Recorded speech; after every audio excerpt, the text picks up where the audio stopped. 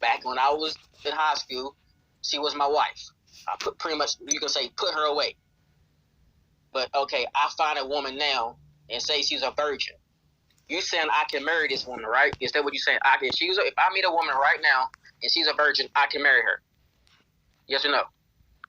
Oh, so you're saying that you've already previously taken somebody's virginity and dumped her, and then moved on with your life, and then you meet someone else right now, and she's a virgin? Yes. Okay, can you marry this person that you meet right now that is a virgin? Yes. Yes. Okay, now what does this say right here? Okay, now if you go to here right here, this is Matthew chapter 19, Matthew chapter 19, verse 9. This is Christ. He says, and I say unto you, whosoever put away his wife, except it be for fornication, and shall marry another, committeth adultery. So this is what I just did. I put away my wife, I dumped her, and I met a virgin, and I married her. He says that's adultery, brother. Okay. Am I reading it wrong? No, you're not reading it wrong. That's exactly what it says. I'm reading it in verbatim. Yes, you're not reading it wrong, but it will be adultery if you are only allowed to marry one woman. So to say that you can marry another woman means that you're like to say that, like what you just read. So it's a matter of you understanding what Christ was saying there, because it says that whoever puts away his wife, except for fornication, and marries or sexual sin, and marries another, commits adultery. And whoever marries her who is put away is committing adultery. So in order for you to understand what you just read, is it sinful to marry more than one wife? No, but you ain't supposed to put away a woman just to get another wife. Of course. But that's not what it says. Of course. It says if you put away a wife, except for fornication, ain't marry another. Yeah, but that's what it says. Well, I understand we can have multiple wives. I know that. Yeah. So the thing is, you're not supposed to put away your wife. That's the thing that Christ was trying to shout over there in that Matthew chapter 5 and Matthew 19. He's trying to tell you that this narrative that has been created, that you can write a piece of paper and give to your wife and send her away, that thing you've been told is not biblical. It's not written, because the original will of the Most High is that you cannot put her away all your life. So he said that whoever puts away his wife, let me go over there and read it. Matthew, did you read 19 or did you read 5? Because the same thing is found in two different places. Matthew 5 says different thing. Matthew 19 is two different. It has two different words. No, it's pretty much saying the same thing. Matthew 5, 32, 31 and 32, and Matthew 19, 8 and 9, pretty much the same thing. No, Matthew 5, 32 says, but I say unto you, whoever shall put away his wife, saving for the cause of fornication, causes her to commit adultery. Let's go to that one. It says causes her. The other one says talking about himself, the man. Okay, so you are Matthew 5. Oh, Matthew 19, 9, brother. Oh, not 5. Matthew 19, 9. 19. Let's go to Matthew 19. Well, no, I'm talking about what you just brought up. That's what we're addressing right now. So did you read? We're talking about Matthew 19, 9. Okay, Matthew 19. Matthew 19.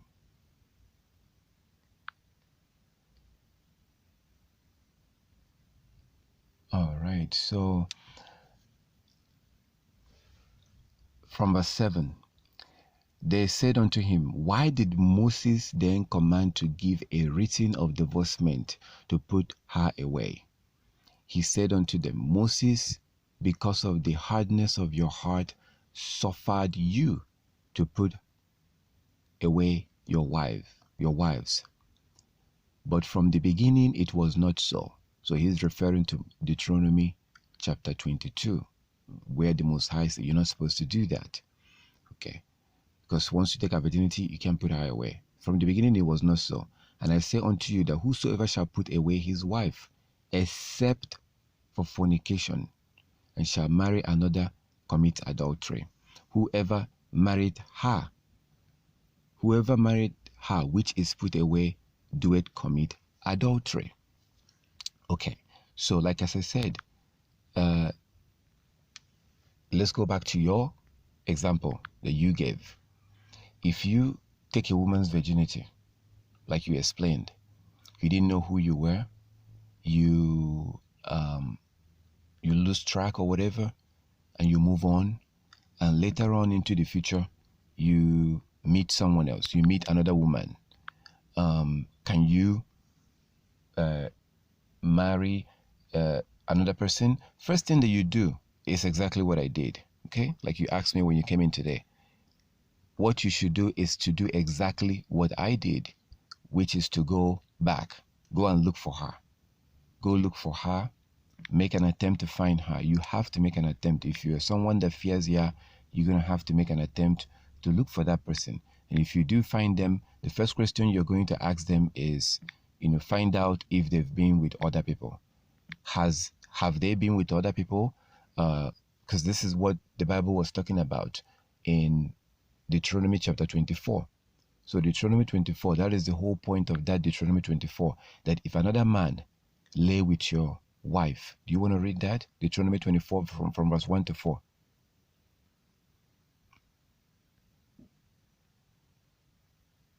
It's important that we read that in order to understand. Are we doing it for the audience or are we doing it for me? Because I already know that scripture, brother. I read it, but if it's for me, I already know it.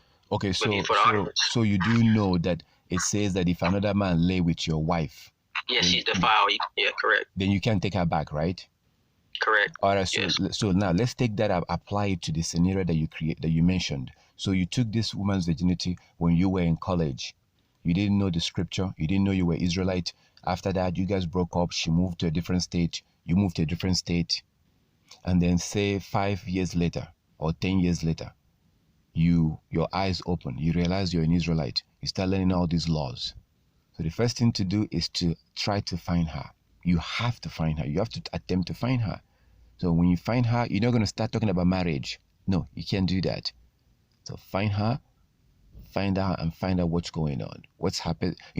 What is her relationship life? What is her love life? Because if you find her and she's already living with another man,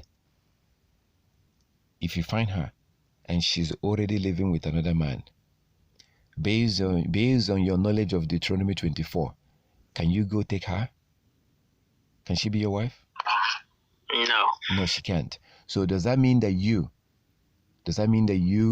yourself cannot marry someone else?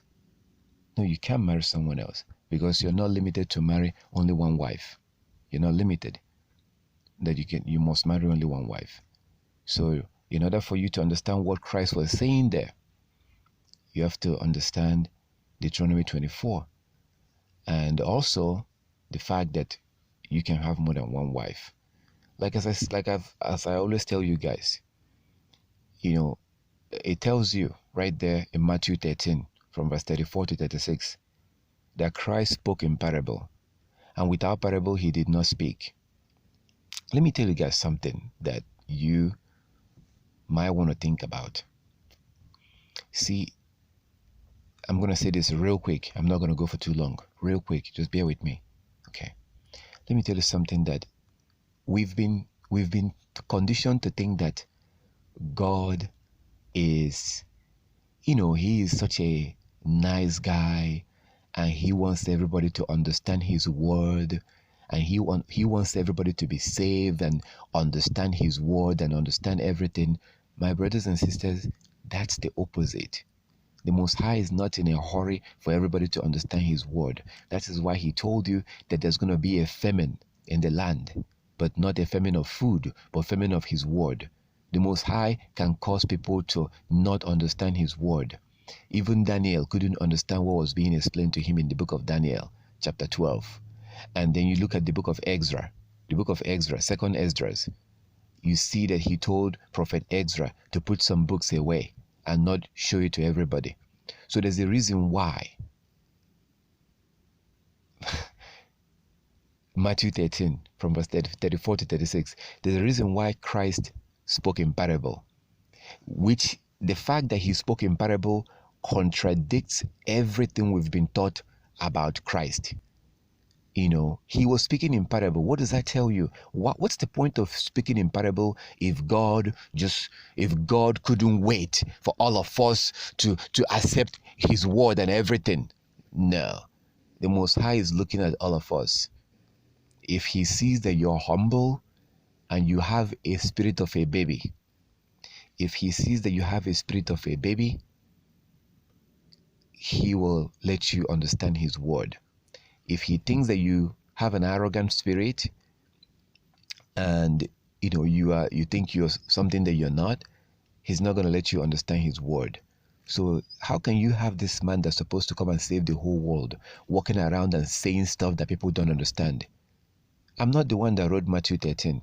Matthew 13 from verse 34 tells you that he did not speak unless he spoke in parable. So everything he was saying, almost everything he was saying was in codes. It has to be decoded. So I'm sure that if you guys think back, we've dealt with other things that Christ said that had to be decoded. Because if you literally believe what he says here, then can't you see that it contradicts the laws that says you can have more than one wife? That makes no sense.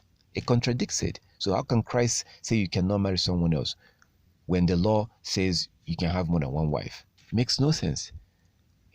So because he was speaking in parable here, it has to be. That's the thing I was saying yesterday, okay? When we're talking about Islam, I was telling you guys that the structure that the Most High put in place was that Israelite will be taught by Levite. And you see Christ upholding the same system when he told his followers, the disciples. He didn't tell the disciples to run off so Peter can teach them. No, he didn't tell the disciples to go and create their own church. Acts chapter 2 from verse 40 tells us that the apostles were going to the temple every day. I'm not the one that wrote Acts chapter 2 from verse 40. It tells you there they were still going to the temple every day. Even after Christ left, they had to go to the temple to learn the law. So these things were organized and put in a way, and it's hard for us to understand it because of the way we've been raised in Christianity. We think that we can just open the Bible and understand what it's saying. A lot of this stuff was written in codes, like coded, and it has to be interpreted. But going back to your question, it doesn't mean that like, say, if we go back to that place and read it in Matthew 19, it doesn't mean that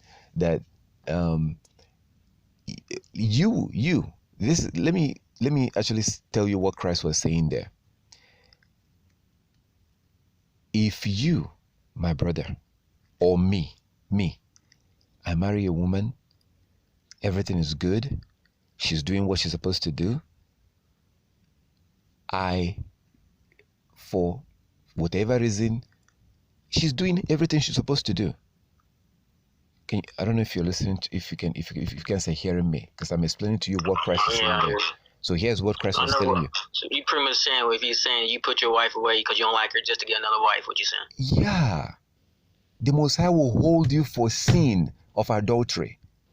You're going to be charged for sin of adultery, because what you're doing makes no sense. Can you go to Malachi chapter 2, verse 13 and 14? Malachi 2, 13 and 14. Because whatever you're doing with your wife, the Most High is watching.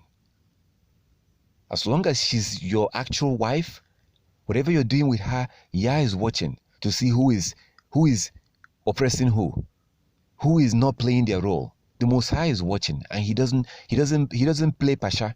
The Most High doesn't take sides. Read Malachi chapter 2, 13 and 14. It says, the Lord will cut off the man that doeth this. Wait a minute. Where are you? Malachi 2, 13. Oh, so I'm going to, okay. And this have ye done again, covering the altar of the Lord with tears, with weeping, and with crying out, insomuch that he regardeth not the offerings any more, or receive it with good will at your hand. Yet ye say, wherefore? Because the Lord hath been witness against thee, and the wife of thy youth, against whom thou hast dealt how you say it, treacherously. Yeah. Yet is she thy compassion and thy wife of thy covenant.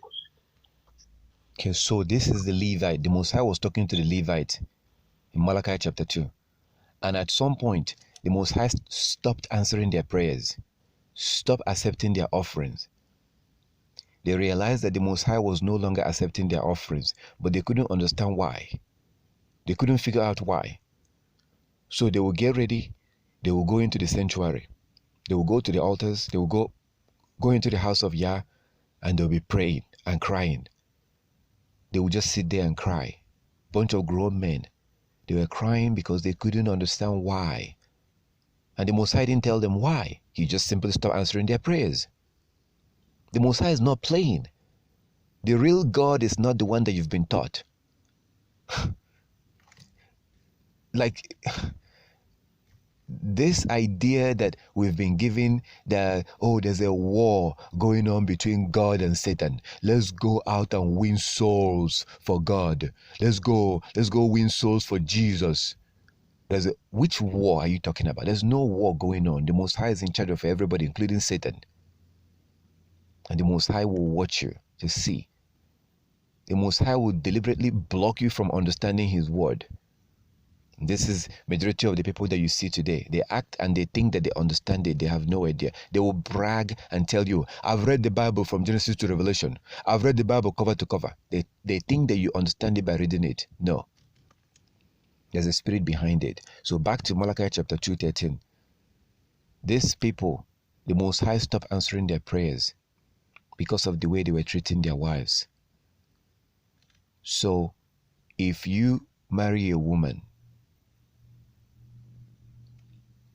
there's a process you have to go. You go through that process. You chose for her to be betrothed to you. Nobody forced you for her to be betrothed to you. You chose to do that. You saw everything about her. You chose to marry her. Oh my goodness.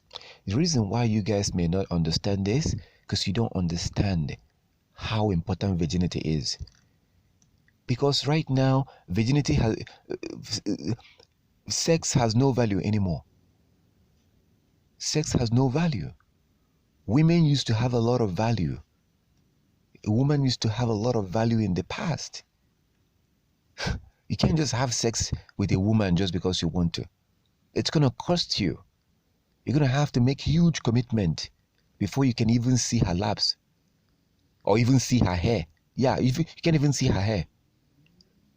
The reason why you may not be able to understand this is because of how upside down the world is. Do you know what you have done to a woman if you take her virginity and then you start talking stories and you don't want to marry her anymore? Listen, the virginity of a woman is one of the most biggest value that she has. Let me say that again. The virginity of a woman is one of the biggest value that she has. How many of you guys remember maybe 4 or 5 years ago, I showed you a video. Some time ago, I showed you a video. Or I told you about a video of American soldiers. These degenerate. There was a video that they did in a garage. This American soldier was telling stories how they were raping Iraqi girls. These animals will go out on the street, take these Iraqi girls and be raping them. And this boy was confessing, telling what they were doing in Iraq. And he said that there was a girl that they raped.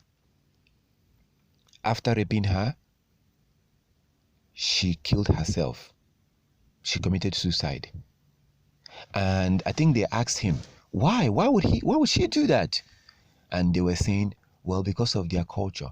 Because in their culture, if a woman who is a virgin is, if something like that happens, then, she's basically is worthless. My brothers and sisters, like as I pointed out to these people earlier, like I pointed out, Somebody read the book of Deuteronomy, chapter 22 from verse 13. He read it, and I explained it to them. Did you not see that the Most High said that if a man takes a wife and going on to her, and then accuse her of not being a virgin, that man is supposed to be punished? Do you see the process that the parents have to go to prove that she's a virgin? Do you see the process that the Most High God put in place? You have to give your daughter a white piece of cloth that she has to take in. A blood has to be touched on that piece of cloth, and that cloth has to be kept. You guys have no idea how serious this is. You see all these men that was opposing me, they don't realize I was trying to help them. These men are living in adultery. I'm trying to drag these men out of the lake of fire.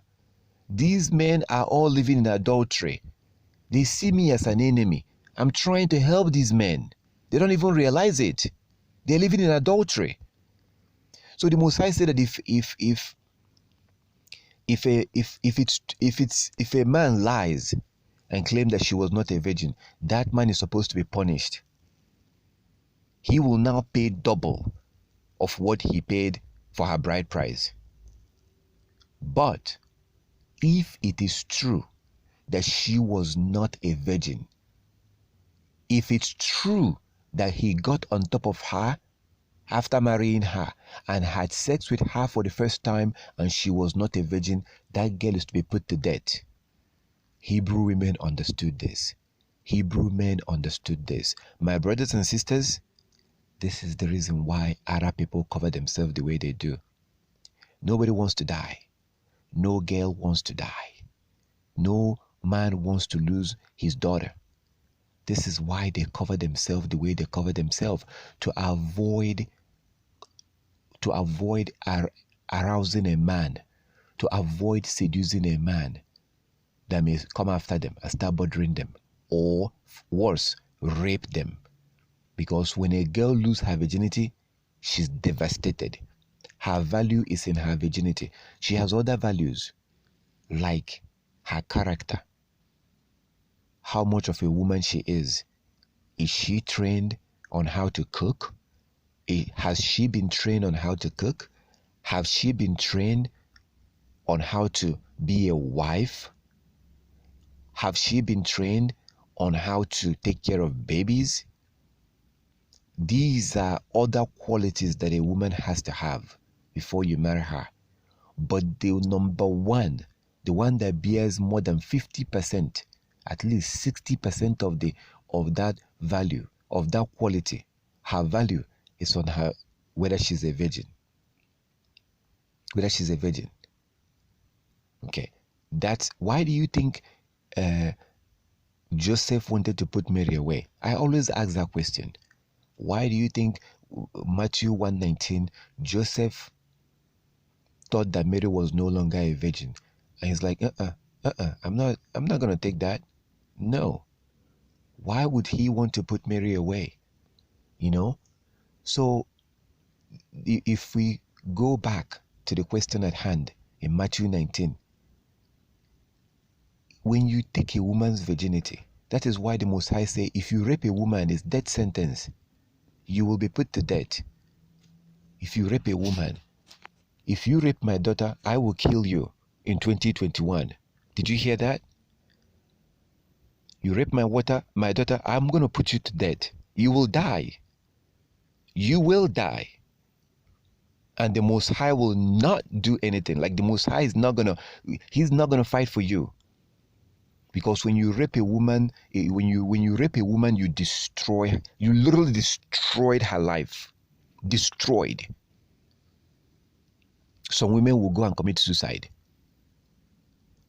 So for you to deliberately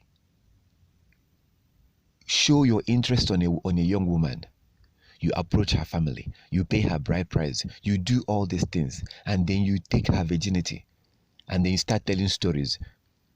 You want to put her away when she had not committed adultery. That is the only reason why you can put her away, according to the law. Deuteronomy 24. She never committed adultery. It doesn't matter if she doesn't know how to cook. You cannot put her away for not knowing how to cook. There is no other reason why you can put her away. It doesn't matter if she has a bad attitude. It doesn't matter. It doesn't matter. No matter what she does, you can never put her away. There's only one thing only, that if it happens, then you can put her away. That is if a man lay with her. That's it.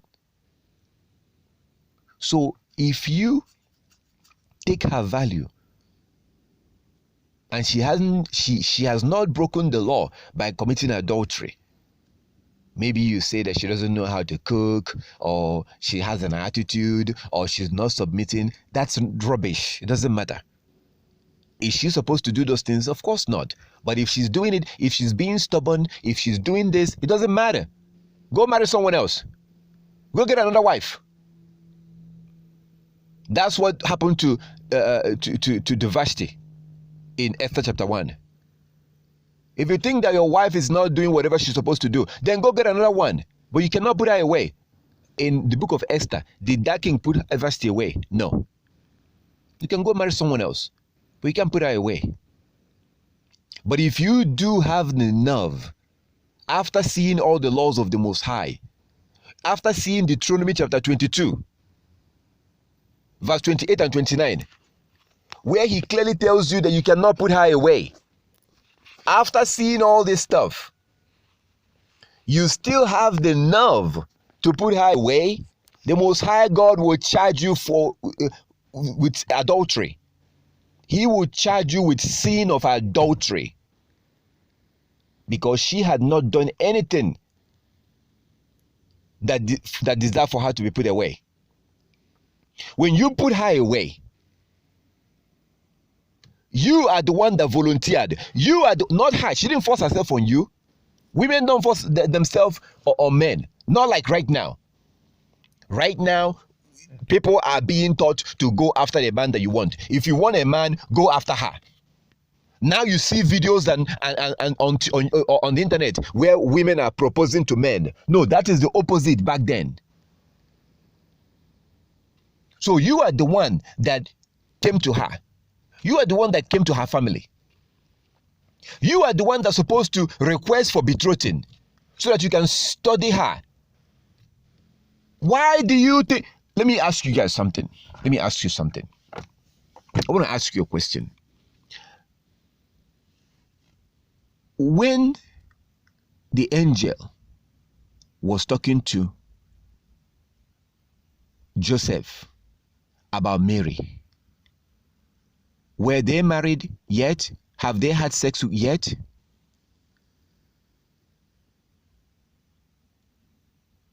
No. Where was Mary living? With Joseph. Yeah, with Joseph. We do that. She was living over there with him. She was living with him, and they were not having sex because she was betrothed to him. Now, let me drop a bomb on you guys. The reason why I became upset when I came onto this room right now, because the brother came over here, although I forgive you, okay? I'm not mad. But I'm just explaining why when you guys came on, it seemed like I was upset, because the brother came over here talking about how I keep, my private life, but I want to get onto other people's business. Now, let me drop a bomb on you. Listen carefully. I've never said this before. Let me tell you something I've never said before. I've had a young woman betrothed to me. She stayed with me. She lived with me. And guess what? She was a virgin. When I observed her character, I couldn't stand that character. I took her right back. I sent her back to her family. I sent her right back with her vagina intact. I never saw her vagina. Throughout that time that she was staying with me, here's my bedroom. Across hallway is the bedroom where I put her in to stay. All the time that she stayed with me, I could have said, come over here, get your stuff, come and sleep with me tonight.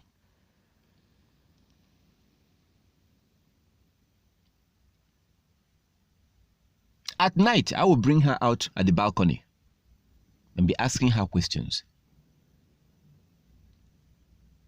And after that, she'll go to her room and sleep. That process, I had an agreement with her family. Had an agreement. This is the deal. They understand this stuff. They understand it. Here's the deal. I promise you, if everything works out, fine. If everything doesn't work out, I'll bring her back to you. It didn't take long for me to begin to realize whether it's going to work or not. And I just took her, just like I brought her, and I took her right back. If I had taken her virginity and then started telling stories, oh, I don't like the way she talks, I don't like this, I don't like that, then her father has the right to kill me. Did you hear what I just said? If I take her daughter, because this man has already told her daughter, if you ever lose your virginity before getting married, I will disown you. He told her daughter that.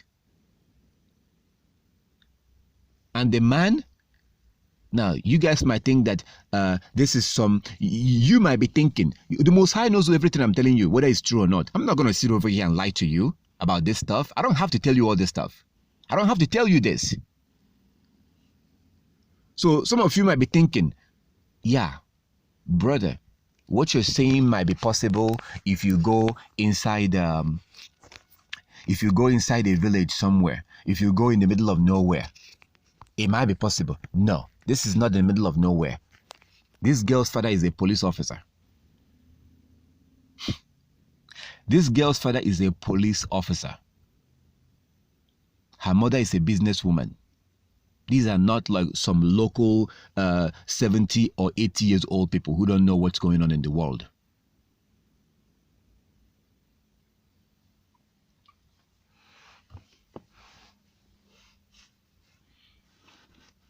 Their eyes opened and they understand the Hebrew culture, understand what's going on, and they decide to start following it. So just like Joseph,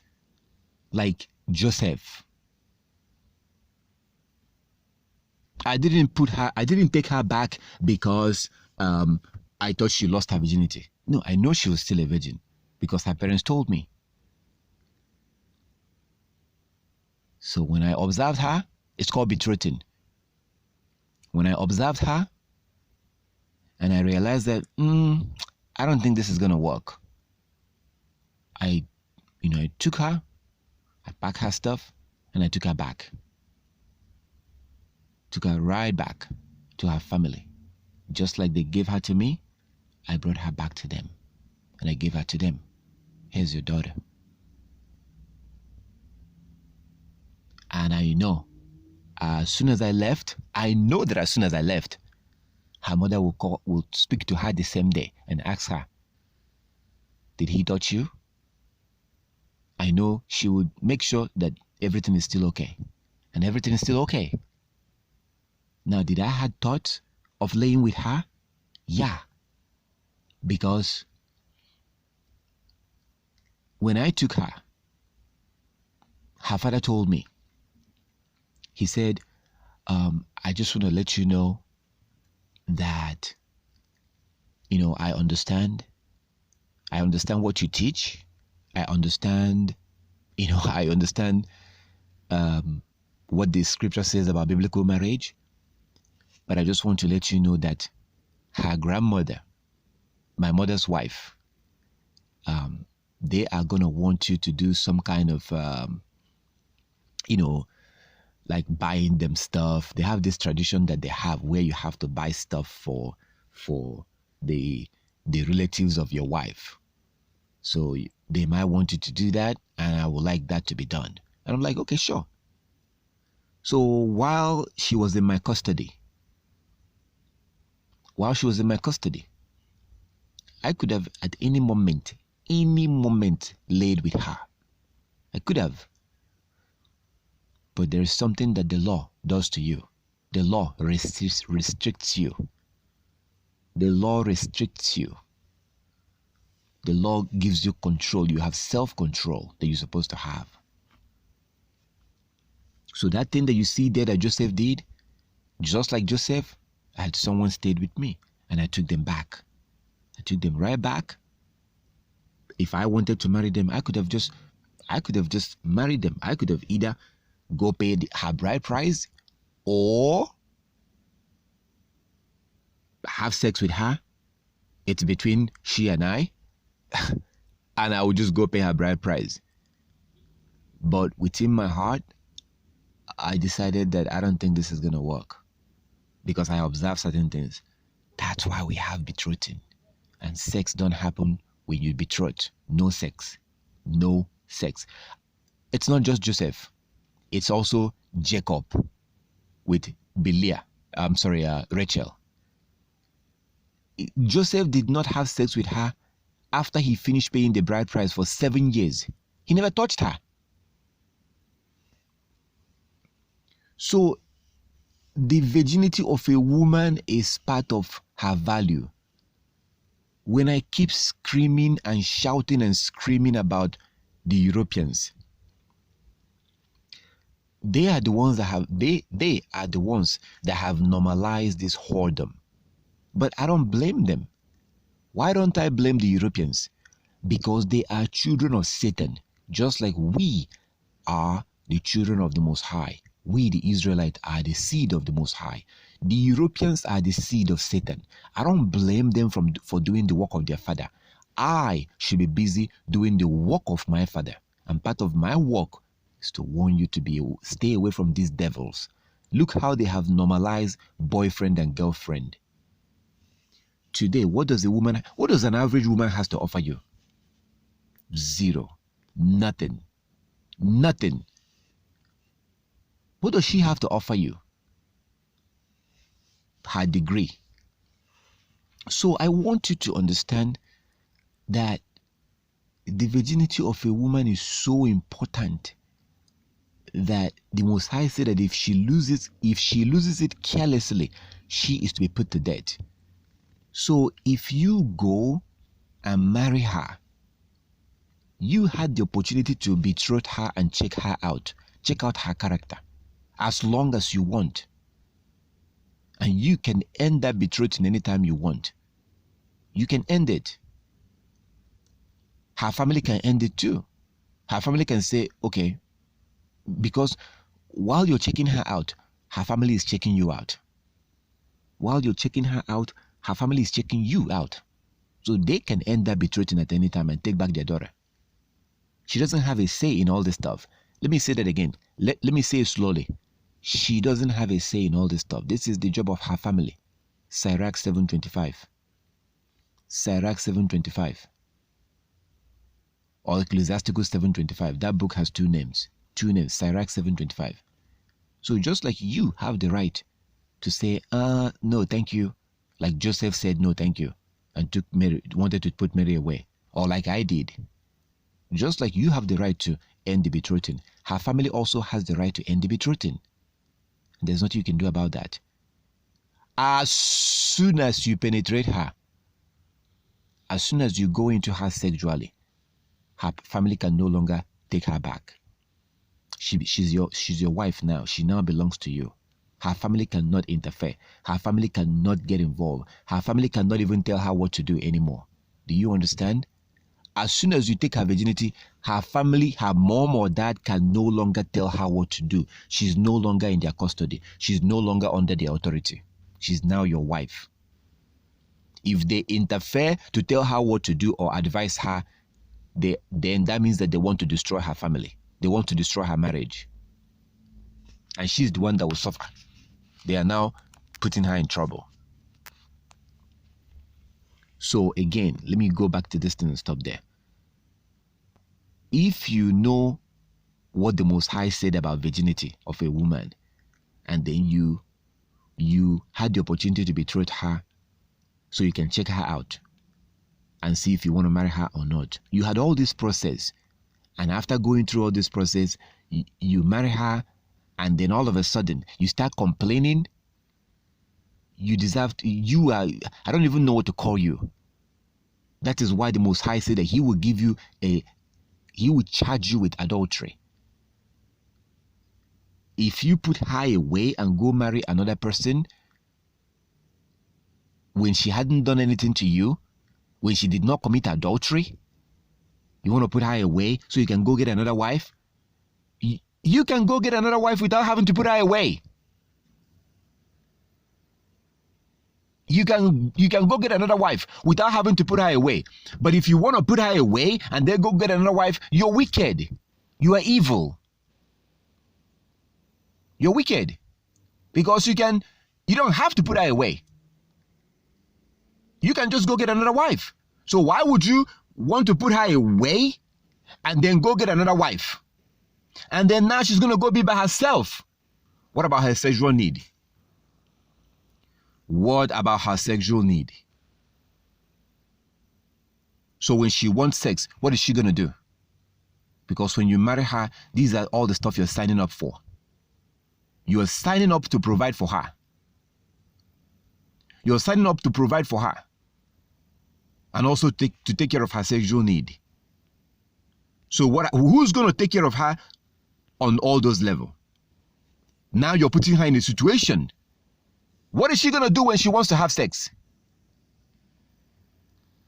That's wicked. It's evil for you to put her away and then go get another wife when you can easily just go get another wife.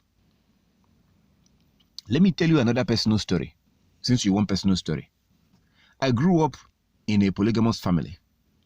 It was my grandfather who was a polygamist. It was very common.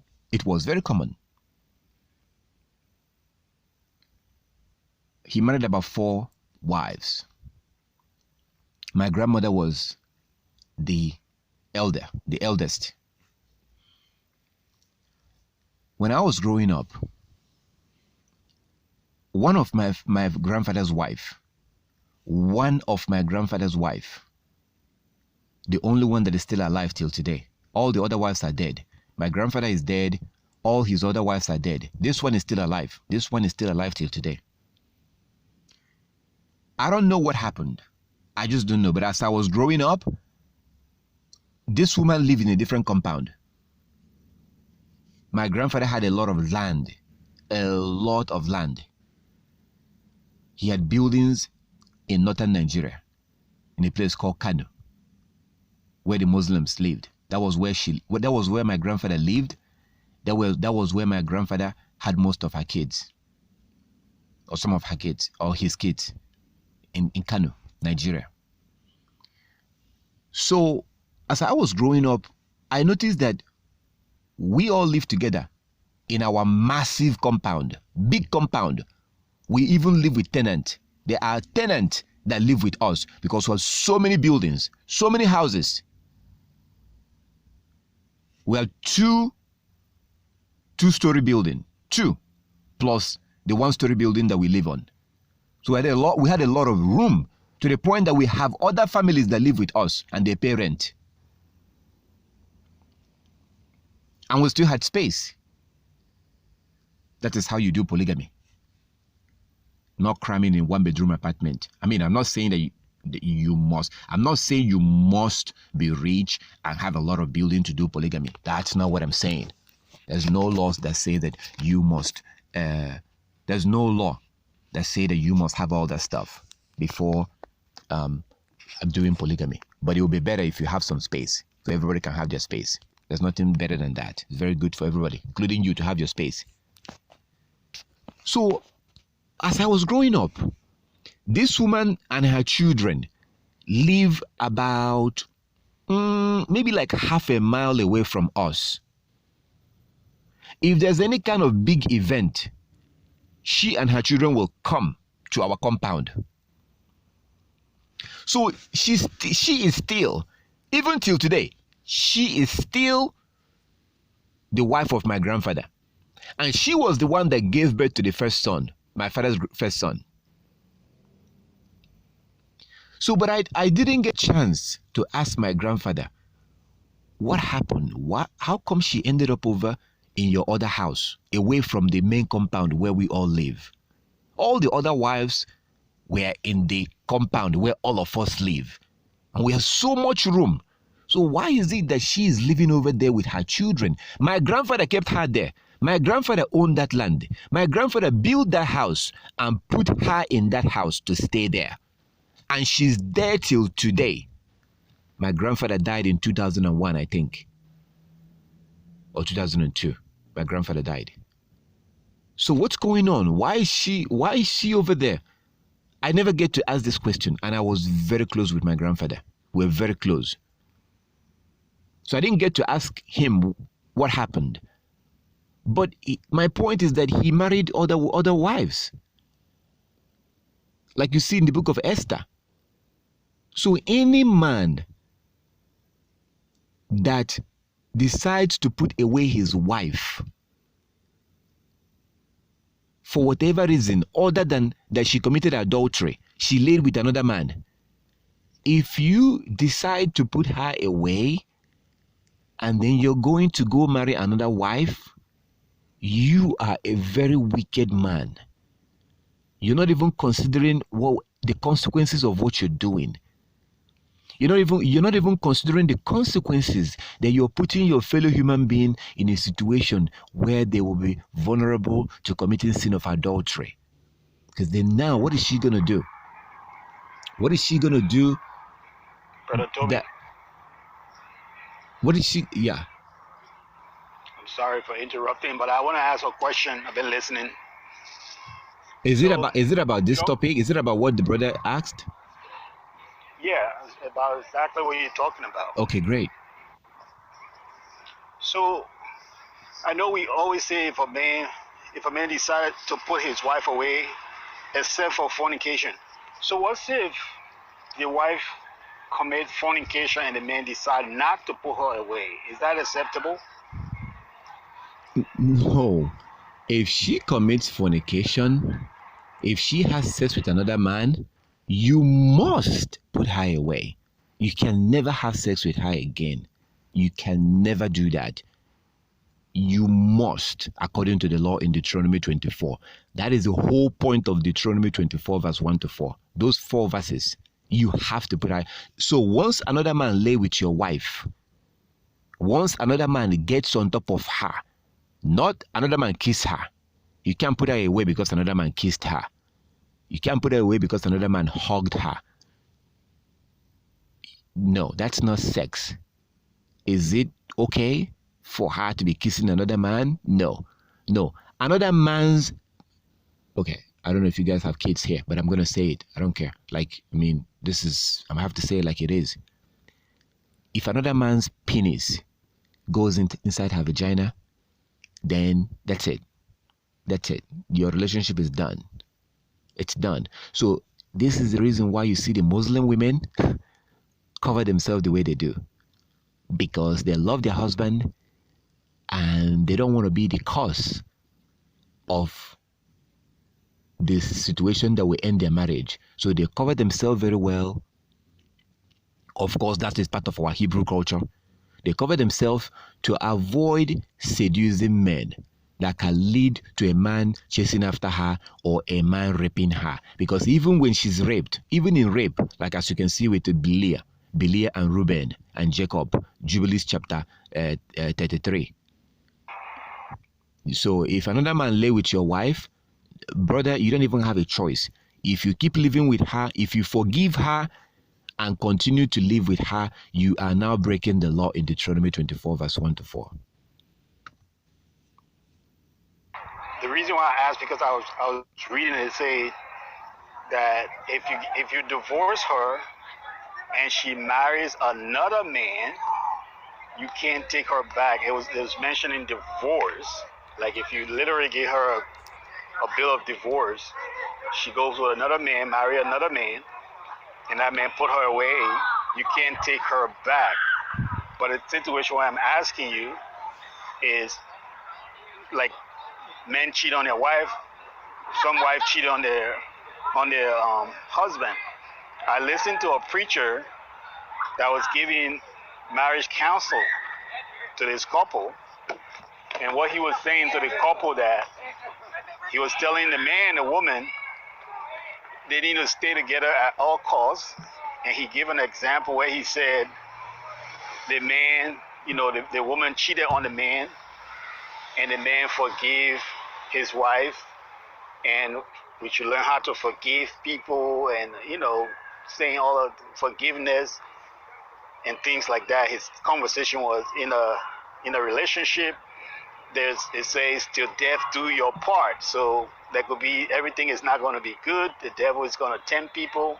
So in case a wife does such thing and she repents, you're saying the man should take his wife back because he needs to forgive his wife, just like Christ will forgive.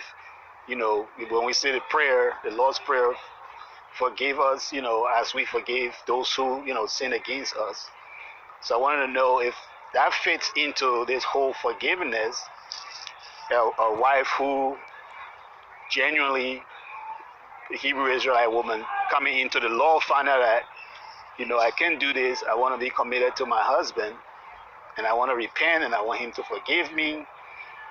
Is the man supposed to forgive his wife, or he cannot forgive her, and he just have to leave her? Okay. In the case where he didn't divorce her, it was not a divorce. It was just a infidelity where she stepped out of the marriage and defiled herself and defiled the marriage. Yeah, that's my question. Okay. Can you please read that same place in Matthew 19:8, please? Matthew 19:8. I want to show you something about divorce. Yeah, this one I'll read it, but this one is not about divorce now. I'm saying it's about... I understand, but you mentioned divorce. I want to start from what you mentioned. I understand. I understand exactly what you're asking. So Matthew 19:8. Yes. It said, the centurion answered and said, Lord, I'm not worthy that thou shouldest come No, under my... That's the wrong one. Matthew 19. Oh, I'm sorry. I think I went somewhere else. So read verse 7 and 8. Matthew 19, verse 7. Verse 7 says, they said unto him, why did Moses then command to give a writing of divorcement and to put her away? He said unto them, Moses, because of the hardness of your hearts, suffer you to put away your wives. But from the beginning it was not so. Okay. And I say unto you, whosoever shall put away his wife, except it be for fornication, and shall marry another, committed adultery, and whosoever marry her, which is put away, doth commit adultery. Okay, so brother, the reason why I asked you to read this is because there's nothing like divorce. The Most High does not authorize divorce. That would be a contradiction.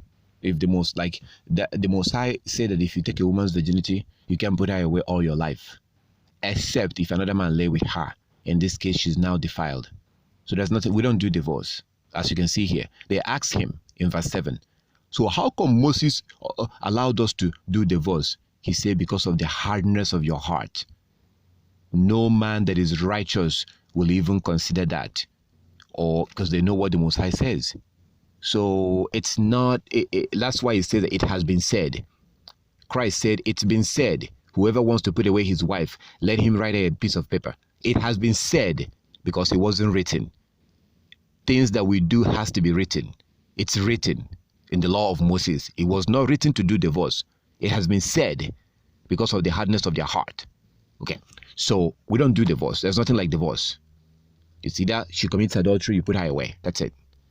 So when it comes to what you're asking, if another man lay with your wife, whether she got drunk or whether she was raped, even when she was raped, once another man lays with her and have sex with her, you can never have sex with her again. Now, if you want to forgive her for what she did, for her infidelity, if you want to forgive her, fine. But the thing is that you can never have sex with her again. So you can look at the book of Jubilees chapter 33. We also see the same story in Genesis, but the full story is found in Jubilees chapter 33, where Reuben raped Belial. She was actually raped. It's a rape. Brother Azar was arguing with me earlier in that debate that it wasn't rape. That's rape. Brother Azar is so ignorant of the Bible. That man is so ignorant, you guys have no idea. How would you, like, a man had sex with his father's wife while she was sleeping. She was sleeping. He saw her. Reuben saw Belial taking shower. She was obviously in a safe place taking shower. I don't know what he was looking for. He wasn't supposed to be looking. If you see something like that, you walk away. Walk away. Sometimes I see these whores, these women that are walking around with their breasts hanging out. I look away. Reuben chose not to look away. He saw her taking shower. What do you call someone that goes inside a woman's room, climb on top of her bed while she was sleeping, and pull up her dress and started having sex with her while she was sleeping, and this is your father's wife? When she realized what was going on, Reuben got up and ran away. This is the kind of people that was debating me, bunch of ignorant people that claim to know the Bible, claiming that Reuben did not rape Belial. That's rape. If you go and climb on top of a woman while she was sleeping without her consent, and you start having sex with her, and then she finds out, she wakes up, and you get up and run away, that's rape. But anyway, after that rape, okay, after Reuben raped his father's wife, the Bible tells you in Jubilees chapter 33 verse 8 and 9. You can Google it. Type into your Google, Jubilees 33. Scroll down to verse 8 and 9. It tells you that Jacob never laid with Belial again. Jacob never had sex with his wife again. Why?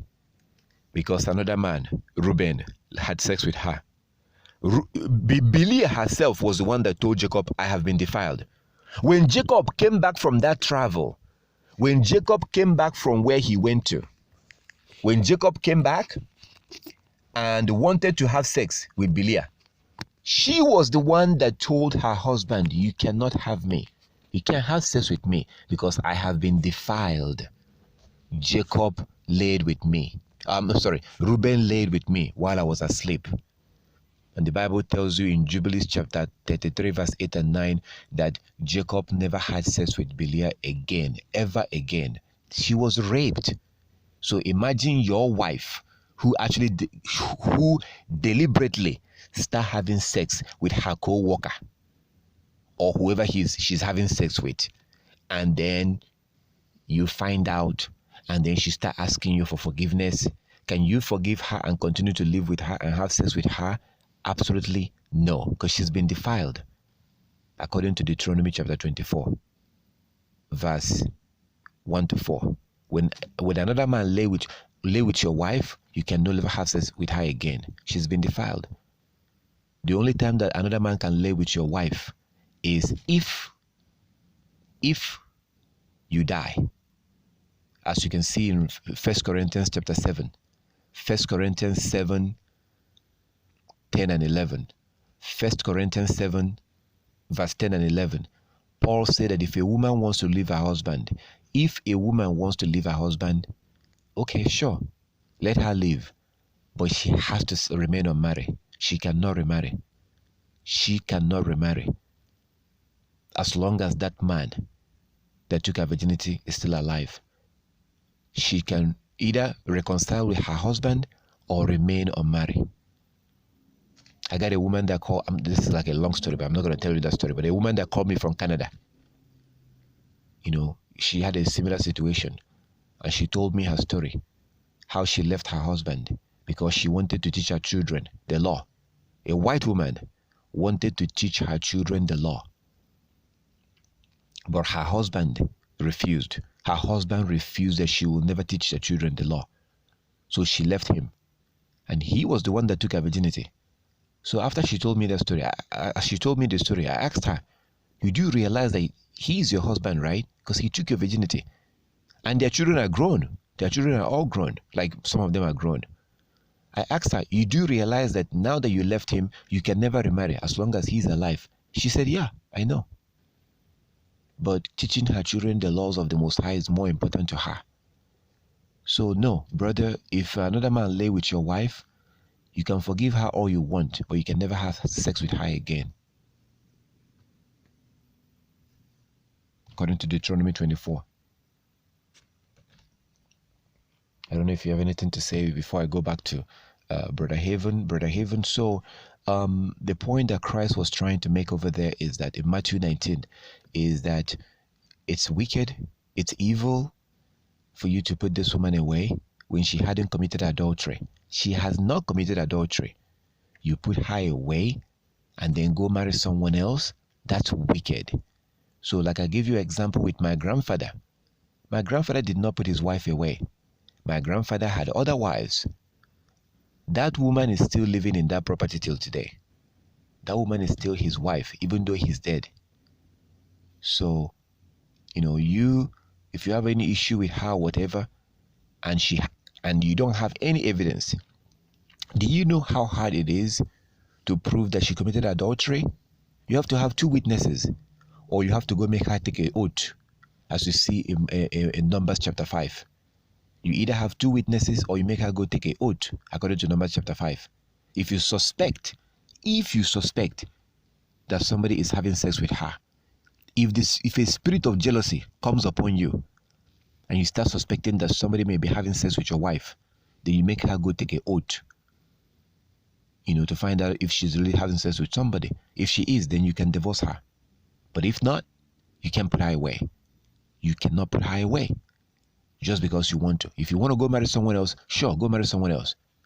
But you have to keep on taking care of her, providing for her, no matter what she's doing. You have to take care of her.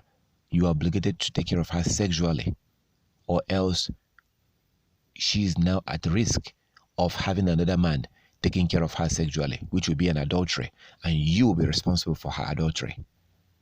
If you put her away and she, you know, listen, we all have different bodies. We all have different personality. Some of us can go for a year, 2, 3, 4, 5 years without sex. Okay? Some of us cannot go more than 2 weeks. We all have different personalities and needs. So, when you marry her, you are obligated to take care of her sexually. But if you put her away, depending on the kind of sexual appetite that she has, she's not. You are now putting her at the danger, because she's now much more vulnerable to falling into temptation and committing adultery. And if she does fall into temptation and commit adultery, because that's an adultery. If you put her away, that's an adultery. You're not supposed to do that. That is the reason why Christ said that you cannot marry a woman who is put away. At the following verse, Matthew 19:9. Matthew 19:9. If you see a woman that have lost her virginity and she's not living with her husband, keep walking. Keep walking. Did you hear that? Keep walking. If she lost her virginity and she's not a widow, because when a woman is a widow, she wears a widow's uniform. Her hair is shaved, and she wears a widow's uniform. And you can go to her around her neighborhood, and you can ask people what happened. Is she really a widow? Her neighbors will tell you. Her neighbors will tell you. That's how we do it. That is how we actually do it. If you want to marry a woman in Igbo land right now, her family will come and talk to your neighbors. I'm not kidding. I am not kidding. Her family will come and talk to your neighbors to inquire and find out who you are. What's the history of your family? Do you guys have a history of mental illness? Do you guys have a history of hot temper, like anger and stuff like that? If you want to marry an Igbo girl, her family will do an investigation on you. They want to talk to your neighbors. They want to find out who you are, want to find out stuff about your families before they will say no. That is how we do it. So if you want to marry an Igbo girl, There's a process you have to go. You have to come with your family. You have to come with your family. If you don't have a family, then you have to go look for some elders that will come and represent you. You come with them. If you don't come with people, you're joking. You're not serious. You have to come with your elders, your family members. They will come, and then you make your intentions known. Then they will ask you to go. That man did the same thing to me. The one that I told you that I bought this 50 shekels of silver. I went and he told me to come back. That's how we do it. So as soon as you come and make your intention known, they will not tell you yes or no. They will not give you an answer. They will not do that. No, they will not give you an answer. They will ask you to go and come back. Come back like in 2 weeks or in a month. As soon as you leave, they will call for a meeting within a few days. They will call for a meeting and declare your interest. And then they will now go and do investigation, a background check on you, real background check, to find out the history of your family. Do you guys have a history of killing people like suddenly? Do you guys have a history of mental illness? Like all those kind of stuff. These are all the stuff they have to check before you now come back. These are all the stuff they have to put into consideration before saying yes or no, whether you should marry their daughter or not. So, I'm saying this because when if you see a woman, when Christ told you, no pastor can answer this. Nobody can address this. Why did Christ say that if you marry a woman who is put away, you're committing adultery? Let me say it slowly. Why did Christ say that if you marry a woman who is put away, you're committing adultery? Because she was not supposed to be put away. But if she gets put away and her husband is not dead, you don't want to deal with that mess, because she still belongs to the man that put her away. In the sight of the Most High, if you go and marry her, you're committing adultery. It doesn't matter if they were fighting before they separated. It doesn't matter if they were, it doesn't matter. You cannot marry her because she still belongs to the man that took her virginity. This is the reason why that Paul told you. Paul the apostle says in 1 Corinthians, if a woman is not supposed to leave her husband, but if she wants to leave, let her remain unmarried. So Paul told women, you have to stay unmarried. As long as that your husband is still alive, you have to remain unmarried. That is the same reason why Christ told men, don't marry a woman who is put away. Why? Because she's supposed to remain unmarried as long as the man that took her virginity is still alive. This is the reason why Joseph wanted to put Mary away. Because, wait a minute, wait. Okay, she's not a widow, but she's not a virgin either. So obviously a man has taken her virginity. And I am not allowed to marry a woman who has been put away, because she's supposed to be with the man that took her virginity. So now it all begins to make sense. See, now that people are not shouting and screaming, I pray that you understand what I just explained. So you're not supposed to put your wife away except if she commits adultery. Then you have to put her away, whether you like it or not. But then, once you put her away, me cannot marry her. I can't. Because you are the one that put her away. And Christ said, I cannot marry a woman who is put away. Do you see what I'm doing here? Do you see what's going on here? Do you see the connection that I'm making here? Do you see how this is all connected? According to the law of the Most High, according to the law of the Most High, if another man lay with your wife that you took her virginity, if another man lay with her, you have to put her away. So say somebody lay with your wife, you must put her away according to the law. So now you put her away because somebody laid with her. But then Christ said in Matthew 19:9 that I cannot marry her who you put away. I can't.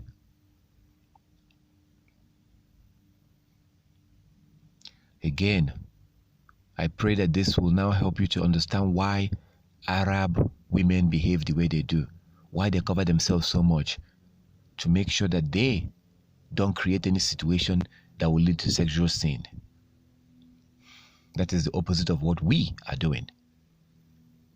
So that's why Joseph wanted to put Mary away, because if somebody else had had sex with her, he was not allowed to marry a woman who's been put away. And all these men that was arguing with me earlier today, all these men that have been arguing and fighting and debating and shouting and calling me all these names, they are all living with women who has been put away. They're living in adultery. Christ said that if you marry a woman who's been put away, you're committing adultery. These men are all living in adultery. That is what I was trying to tell them, but they were not listening. Does that answer your question, Brother Les?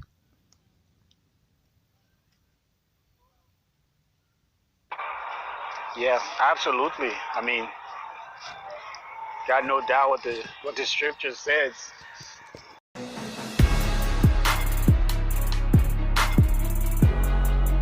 Thank you for your interest in this video. If you have any questions, please feel free to contact us through WhatsApp. You can call us or send us a message. You can also email us at lawstogod@gmail.com. Check out our website at www.lawstogodskingdom.com. Download our mobile app from the Android store. Search for Laws to God app.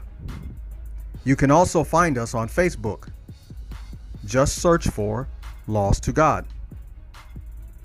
Don't forget, you can also use Skype to call us. Just download Skype on your phone and search for Laws to God.